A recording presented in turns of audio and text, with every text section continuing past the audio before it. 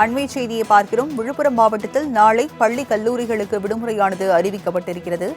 அதனை அண்மை செய்தியாக பார்க்கிறோம். விழுப்புரம் மாவட்டத்தின் பல்வேறு பகுதிகளில் மழை வெள்ளம் சூழ்ந்திருப்பதால் விடுமுறையானது அறிவிக்கப்பட்டிருக்கிறது. விழுப்புரம் மாவட்டத்தில் நாளை பள்ளி கல்லூரிகளுக்கு விடுமுறையானது அறிவிக்கப்பட்டிருக்கிறது. பல்வேறு இடங்களில் வெள்ளம் சூழ்ந்துள்ளதால் நாளை விடுமுறை அறிவிக்கப்பட்டிருக்கிறது விழுப்புரம் மாவட்டத்தில். அதனை நாம் அண்மை செய்தியாக பார்த்துக் கொண்டிருக்கிறோம். விழுப்புரம் மாவட்டத்தில் பல்வேறு இடங்களில் மழை வெள்ளம் சூழ்ந்திருப்பதால் நாளை பள்ளி கல்லூரிகளுக்கு விடுமுறையானது அறிவிக்கப்பட்டிருக்கிறது. அதனை நாம் அண்மை செய்தியாக பார்க்கிறோம்.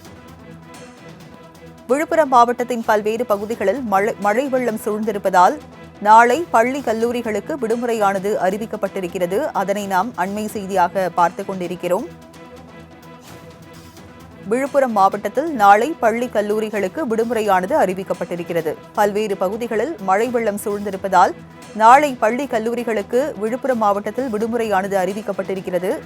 விவரங்களை செய்தியாளர் மானஸ்ராஜ் வழங்க கேட்கலாம். மானஸ்ராஜ், விவரங்கள் என்ன?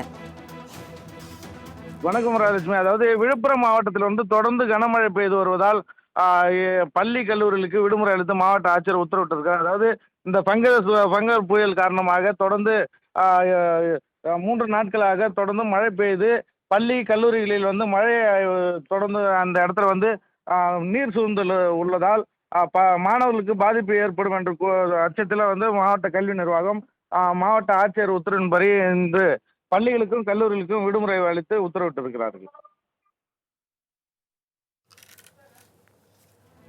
விவரங்களை வழங்கியதற்கு நன்றி மானஸ்ராஜ்.